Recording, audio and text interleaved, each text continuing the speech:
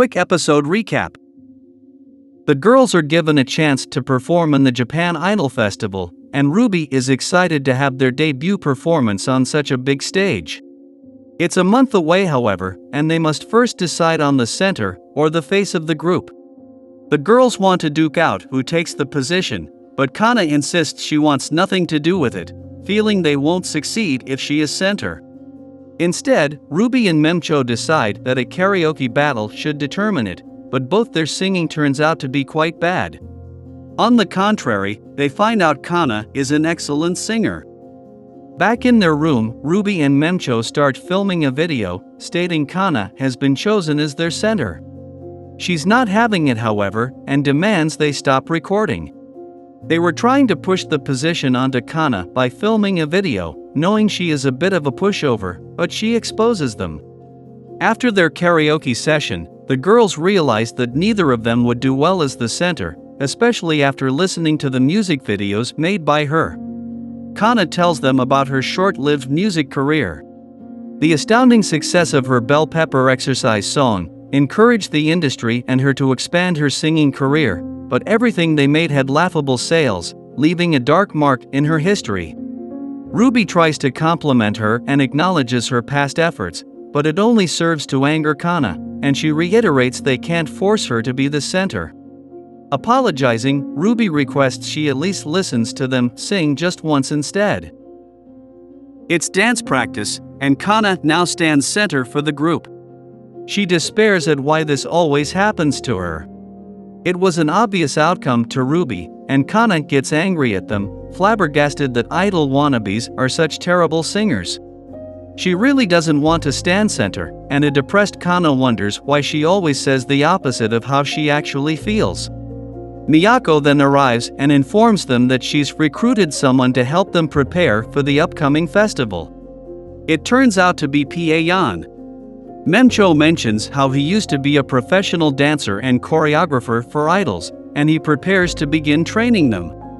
He emphasizes the importance of stamina and has them perform their songs while exhausted. This routine continues on for many days. One day, while Memcho and Ruby discuss position shifts during their performance, Kana is left to herself. Payan joins her and wonders if she regrets choosing to be an idol. She won't regret the choices she's made, but she feels she isn't cut out for it. He commends her skills as a performer, but Kana is tired of the superficial praises everyone throws at her.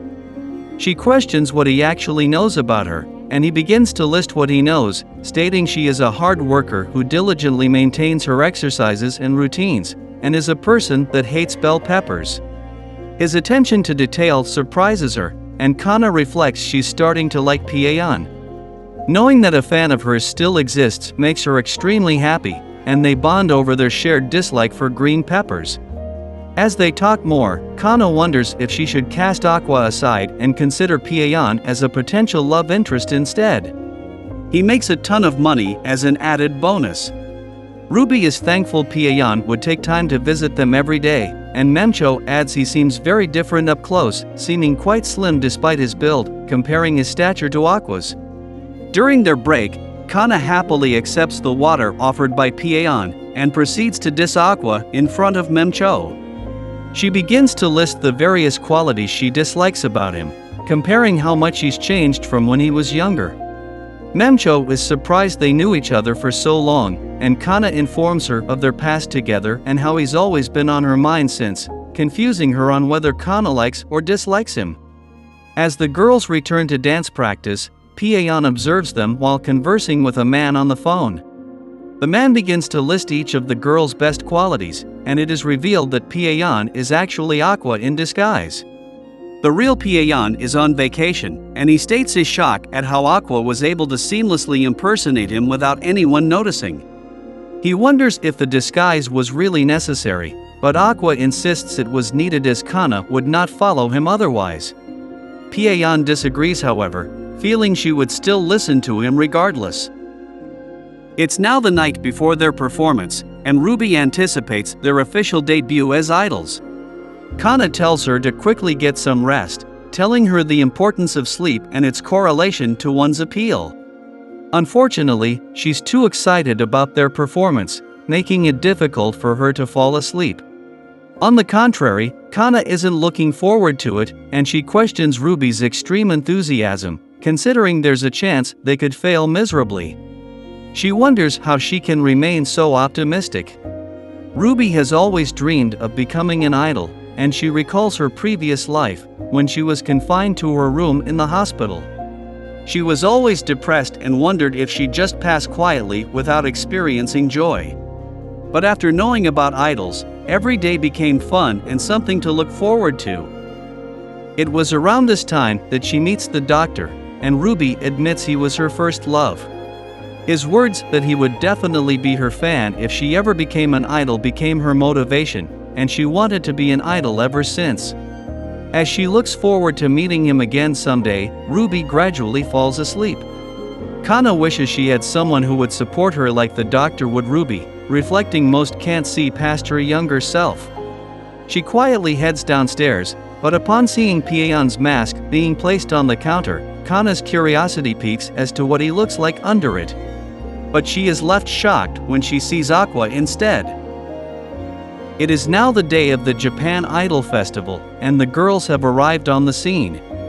They will be performing on the star stage alongside many underground idols.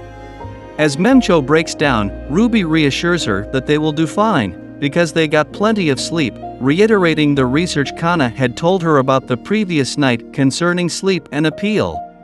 They are a dance-heavy group, so optimal rest is a must.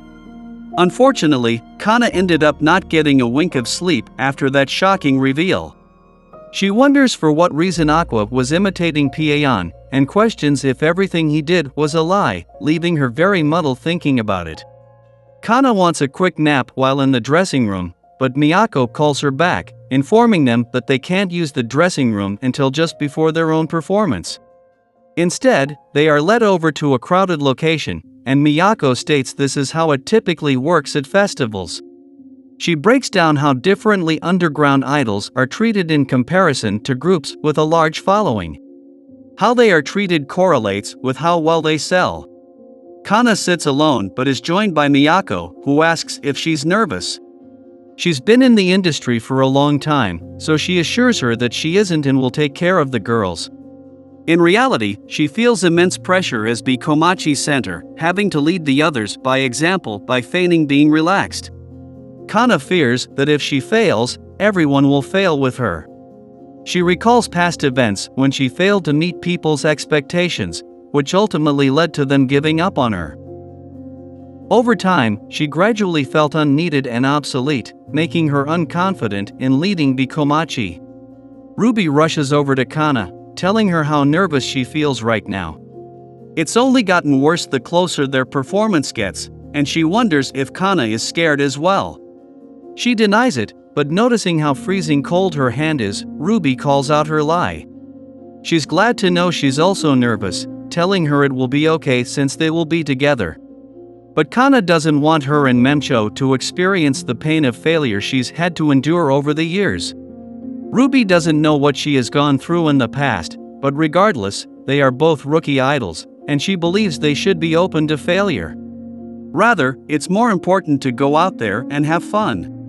She quickly grabs the relieved Kana, and they rush back to the changing room. The girls are now fully dressed up, and Kana finally made up her mind to give it her best shot.